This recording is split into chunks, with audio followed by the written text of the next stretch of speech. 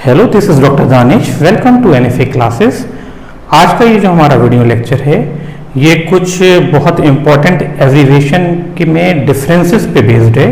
और ये जो वीडियो लेक्चर होगा मुझे लगता है ये चाहे वो आर्ट्स के स्टूडेंट हों, चाहे वो साइंस स्ट्रीम के स्टूडेंट हों और चाहे वो कॉमर्स स्ट्रीम के स्टूडेंट हों, किसी भी स्ट्रीम के स्टूडेंट के लिए बहुत ज़्यादा इम्पोर्टेंट होने वाला है। इस जो वीडियो क्लास का जो टाइटल रहेगा वो है BC, AD versus BC, CE। ठीक है, तो ये कुछ दो एब्रीविएशन इधर हैं वर्सेस दो एब्रीविएशन इधर हैं। ठीक है, तो इन चारों एब्रीविएशन में क्या फर्क है और हम इसे कब यूज करते हैं ये हम आपको बताएंगे। अच्छा, होता क्या है, दरअसल ये जो एब्रीविएशन है इनमें से कोई दो जो एब्रीविएशन है, चाहे इधर वाले दो ले लीजिए चाहे इधर वाले दो ले लीजिए, ये किसी भी हिस्टोरिकल इवेंट को मेंशन करने के लिए, जैसे आप अगर हिस्ट्री के स्टूडेंट हैं तो बहुत सारी मतलब आपको सिविलाइजेशन के बारे में, बहुत सारे कॉन्कर के बारे में, जो राजा आए उन्होंने शासन किया, उनके जो कार्यकाल था, उनका ड्यूरेशन जो थी उसको दिखाने के लिए, बताने के लिए आप वहां पे BC या AD यूज करते हैं। ठीक है, अब वर्सेस BC और CE जो है ये जो है वो नए टर्म हैं जो इन दो टर्म को रिप्लेस करते हैं रिस्पेक्टिवली। जैसे BC रिप्लेस करेगा, BC रिप्लेस होगा BCE से और AD रिप्लेस होगा CE से। ठीक है, तो ये कुछ एब्रीविएशन हैं जो, अच्छा, हम क्योंकि मैं एक साइंस का टीचर हूं और अगर मैं नीट में बच्चों को बायोलॉजी पढ़ा रहा हूं तो वहां पे भी बहुत सारी डिस्कवरीज होती हैं जिसको हमें मेंशन करना होता है। अगर वो हमें टाइम फ्रेम नहीं मालूम होगा तो हमें अंदाजा ही नहीं होगा कि कौन सी डिस्कवरी कब हुई और कौन से साइंटिस्ट कब, मतलब ये डिस्कवरी कब हुई और कौन सी थ्योरी कब प्रपोज हुई और किस जो डिस्कवर हैं या फाउंडर हैं कब इन्होंने ये दिया था। ठीक है, तो ऐसा करने के लिए जो है हम, जैसे आप ये मान लीजिए जैसे एरिस्टोटल हैं, इन्हें फादर ऑफ बायोलॉजी बोला जाता है। तो फादर ऑफ बायोलॉजी का जो लाइफ स्पैन है इसको आप मेंशन करने के लिए 384 से 322 जैसे आपको लिखना है, तो वहां पे आप 384 टू 322 पहले BC लिखते थे। ठीक है, यानी कि बिफोर क्राइस्ट, यानी कि क्राइस्ट के बर्थ से पहले के लोग हैं। ठीक है, और थियोफ्रेस्टस जिन्हें फादर ऑफ बॉटनी बोलते हैं, उनका भी अगर लाइफ स्पैन आपको मेंशन करना होता है तो आप उसको BC में लिखते हैं। ठीक है, पर क्योंकि अब ये टर्म रिप्लेस हो गया है इससे, तो अब हम लिखेंगे BCE। ठीक है, और जैसे दूसरी एक डिस्कवरी का एग्जांपल देख मैं आपको समझाता हूं। जैसे आपका DNA का डबल हेलिकल मॉडल जो वॉटसन और क्रिक ने 1953 में प्रपोज किया था। ठीक है, तो ये जो है 1953 AD लिखते थे पहले। ठीक है, अगर अब जो टेक्स्ट बुक आ रही है उसमें ज्यादातर ये मेंशन होगा कि 1953 CE। ठीक है, तो आपके दिमाग में एक क्वेश्चन जरूर आएगा कि पहले हम BC लिखते थे, अब BCE लिखते हैं, पहले AD लिखते थे कुछ जगहों पे, अब CE लिखते हैं, तो ये इसमें क्या डिफरेंसेस हैं। ठीक है, तो इसके डिफरेंसेस को समझाने के लिए सबसे पहले मैं इन एब्रीविएशन की पहले आपको फुल फॉर्म बता देता हूं। ठीक है, जैसे BC है, ठीक है, तो BC stands for before Christ, यानी कि क्राइस्ट किसे कहते हैं, जीसस क्राइस्ट जो है, यानी कि ईसा मसीह को जीसस क्राइस्ट या क्राइस्ट कहते हैं। तो बिफोर क्राइस्ट की बर्थ से पहले का जो टाइम फ्रेम है उसको हम BC लिखते थे। जैसे एरिस्टोटल और थियोफ्रेस्टस BC के हैं। ठीक है, बिफोर क्राइस्ट की बर्थ से पहले के हैं। अब दूसरा जो टर्म है AD का मतलब आफ्टर डेथ, बहुत से लोग बोलते हैं पर ये आफ्टर डेथ नहीं होता है। AD जो है ये दो लैटिन वर्ड्स एनो डोमिनी से लिया गया है। एनो डोमिनी जिसका मतलब होता है in the year of the Lord, in the year of the Lord. तो यानी कि लॉर्ड अब किसके लिए कहा गया है, लॉर्ड, क्योंकि ये क्रिश्चियन कैलेंडर थे जिसमें BC और AD यूज होता था। तो इनके जो लॉर्ड हैं वो माने गए हैं जीसस क्राइस्ट।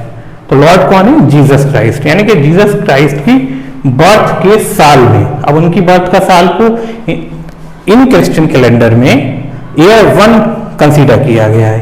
ठीक है, जैसे यहाँ पे in the year of Lord, ठीक है, लॉर्ड की बर्थ का जो ईयर है वो 1 AD कंसीडर किया गया था। ठीक है, जिसे आप 1 C बोलते हैं, ये सपोज किया गया, दरअसल ये एग्जैक्ट नहीं है। इस चीज को लेके जो डिफरेंट कैथोलिक चर्चेज हैं इनमें कंट्रोवर्सी है, इनकी बर्थ को लेके, बर्थ ईयर को लेकर। ठीक है, यहाँ लिखा है जीसस क्राइस्ट की जो बर्थ ईयर है इसको लेके कंट्रोवर्सी है, और जो हेड ऑफ कैथोलिक चर्च हैं उनके अकॉर्डिंगली जो ये जो कैलकुलेशन की गई है कि एक पहला साल मान लिया गया है ग्रिगोरियन और जूलियन कैलेंडर में ईसा मसीह की बर्थ को, ये सही नहीं है। जबकि ईसा मसीह की जो बर्थ थी, जीसस क्राइस्ट की जो बर्थ थी, वो 7 BC से 2 BC के बीच में हुई है, यानी कि वो भी कंफर्म, उनको भी डेट नहीं मालूम है, पर ये सपोज ये माना जाता है, और ये काफी सारे एविडेंसेस हैं जो बताते हैं कि 7 BC से 2 BC के बीच जीसस क्राइस्ट की बर्थ हुई। पर जो हम कैलेंडर यूज करते हैं इनमें जीसस क्राइस्ट की जो बर्थ है वो 1 AD या 1 C मानी गई है। ठीक है, तो फिर भी अब ये कैलेंडर चूंकि है वो वाइडली एक्सेप्टेड है। दरअसल जो हम अब कैलेंडर यूज करते हैं जिसमें किसी भी ईयर को मेंशन करने के लिए पहले BC AD यूज होता था, उस कैलेंडर का नाम आप से बहुत से लोग को मालूम होगा, अगर नहीं मालूम है तो मैं बता देता हूं। वो जो कैलेंडर है उसका नाम है ग्रिगोरियन कैलेंडर। ये ग्रिगोरियन कैलेंडर है जो जिसमें हम जनवरी टू दिसंबर तक, आप 12 महीने होते हैं, जनवरी फरवरी मार्च से लेके दिसंबर तक। ठीक है, तो ये ग्रिगोरियन कैलेंडर है which was given by Pope Gregory. ठीक है, 13th जो पोप ग्रिगोरी थे इन्होंने प्रपोज किया था ऑन 15 अक्टूबर। ठीक है, ऑन 15 अक्टूबर 1582, 1582 में दिया 15 अक्टूबर को। ठीक है, तो ये कैलेंडर पोप ने प्रपोज किया था। ठीक है, और अब जो है दुनिया भर में जो वाइडली एक्सेप्टेड कैलेंडर है वो यही ग्रिगोरियन कैलेंडर है, जिसे क्रिश्चियन कैलेंडर भी कहते हैं, जिसमें 12 महीने होते हैं। ठीक है, और ये जो कैलेंडर था Gregorian calendar, it is a modified version of Julian calendar.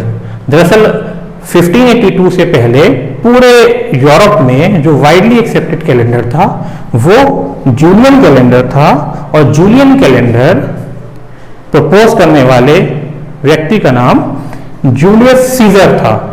ठीक है, जूलियस सीजर जो थे, आपने इनका इंटर की किताबों, इंग्लिश की जो प्रोज की बुक है उसमें इनकी पूरी स्टोरी भी पढ़ी होगी। जूलियस सीजर जो थे ये रोमन जनरल थे। ठीक है, स्टेटमैन थे, और 45 BC में, 45 BC में इन्होंने जूलियन कैलेंडर प्रपोज किया। ठीक है, तो यानी कि 1582 से पहले यूरोप में widely accepted calendar Julian calendar था। फिर पोप ग्रिगोरी 13th ने 1582 में ग्रिगोरियन कैलेंडर प्रपोज किया। ये क्यों प्रपोज किया गया? दरअसल जो जूलियन कैलेंडर यूज में था वो भी एक सोलर कैलेंडर था। वो सोलर कैलेंडर का मतलब ये होता है कि अर्थ सन के चारों तरफ जो एक चक्कर पूरा करती है उसमें लगा टोटल जो वक्त होता है उसको 12 महीने में बांट लिया जाता है। ठीक है, तो ग्रिगोरियन कैलेंडर हो चाहे जूलियन कैलेंडर हो, उसमें जो एक साल था उसमें 12 महीने होते थे और 365 दिन।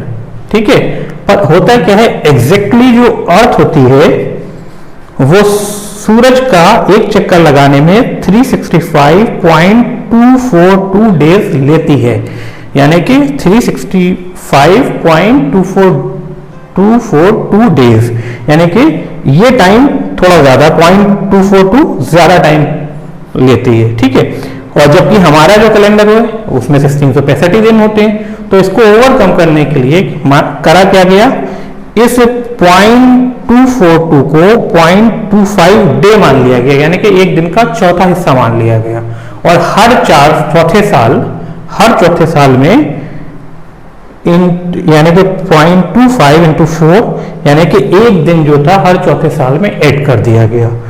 और इसीलिए एवरी 4th ईयर इसके हमारा जो ग्रेगोरियन कैलेंडर है इसमें हर चौथा साल जो है वो एक लीप ईयर होता है जिसमें एक दिन बढ़ जाता है और टोटल जो नंबर ऑफ डेज हैं वो 366 हो जाते हैं। और ये जो एक दिन है वो फरवरी मंथ में बढ़ता है जिसमें फरवरी नॉर्मल 3 साल जो है वो फरवरी 28 डेज की रहती है, पर लीप ईयर में फरवरी 29 डेज की हो जाती है। ठीक है, तो यानी कि ये किस चीज को ऐसा क्यों किया गया, ये जो हमारा टाइम ज्यादा आ रहा था 365 से उसको मिला के इकट्ठा करके चौथे साल में डाल दिया गया। ठीक है, अच्छा मैं आपको बता रहा था कि ये तो ग्रेगोरियन कैलेंडर था, जूलियन कैलेंडर में भी मतलब ऐसा ही होता था। तो जूलियन कैलेंडर में हुआ क्या कि दरअसल 0.242 जिसको 0.25 मान लिया गया था, तो इसमें भी 0.008 का फर्क था। और ये फर्क अगर हम 45 BC से 1582 BC का जो टाइम है इसके बीच में बांटें तो वो लगभग जो डिफरेंसेस बना इससे पहले का वो 10 दिन का डिफरेंस हो गया था। और इस वजह से क्या हुआ, 10 दिन का डिफरेंस आने लगा इस पूरे टाइम फ्रेम में। तो इसको ओवरकम करने के लिए पोप ग्रिगोरी ने 4 अक्टूबर 1582 के बाद जो अगला दिन दिया वो 5 अक्टूबर 1582 ना होके 15 अक्टूबर 1582 था। ठीक है, जिसकी वजह से हुआ क्या कि यूके ने इसको, ब्रिटेन ने इसको, इस कैलेंडर को, ग्रेगोरियन कैलेंडर को बहुत टाइम तक नहीं माना और बाद में अब वो भी इसे एक्सेप्ट करता है। तो ये तो रहा हमारा ग्रेगोरियन कैलेंडर के बारे में। अच्छा, अब क्या है, हम अब डिफरेंस के बारे में बता रहे थे। ये इन दोनों कैलेंडर और ये जो आपका जूलियन कैलेंडर था चाहे वो ग्रेगोरियन कैलेंडर है, इसमें जो टाइम फ्रेम को बताया गया वो बिफोर क्राइस्ट और एनो डोमिनी एडी में बताया गया था, दोनों में। ठीक है, अब जो हम यूज करते हैं वो बीसी और सी क्यों यूज करने लगे।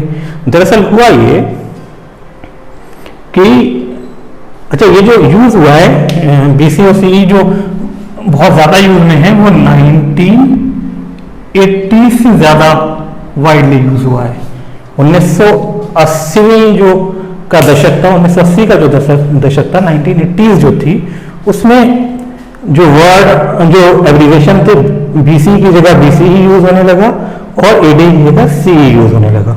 बीसी का मतलब मैं बता चुका हूं, बिफोर कॉमन एरा। अच्छा, कॉमन एरा अब क्या, यानी कि 1 एडी को ही अब सी इन्होंने पुकारना शुरू कर दिया। ठीक है, तो इससे पहले का जो वक्त था सी में वो बिफोर कॉमन एरा हो गई बीसी, और ये जो वक्त था पहले साल के आगे का ये हो गया सी। तो अब इस वक्त कौन सा ईयर चल रहा है, इस वक्त चल रहा है 2020 CE।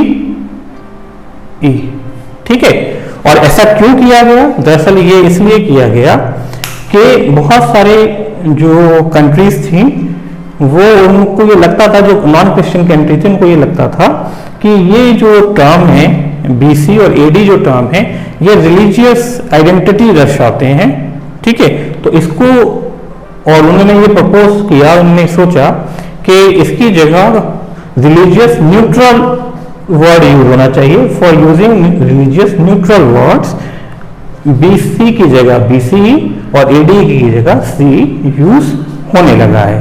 ठीक है, अभी भी ऐसा नहीं है कि पूरी तरह से सभी लोग बीसी और सी यूज करते हैं। कुछ कंट्रीज में अभी भी बीसी और एडी का जो चलन है वो है। ठीक है, वो उसको बीसी और एडी ही लिखते हैं। ठीक है, तो आप जो अब लिखेंगे इंडिया में और हम सब जो अब यूज करते हैं वो बीसी और सी यूज करने लगे हैं इन 2 टर्म की जगह। ठीक है, तो मुझे उम्मीद है कि ये क्लास आपके लिए थोड़ा फ्रूटफुल रहेगा।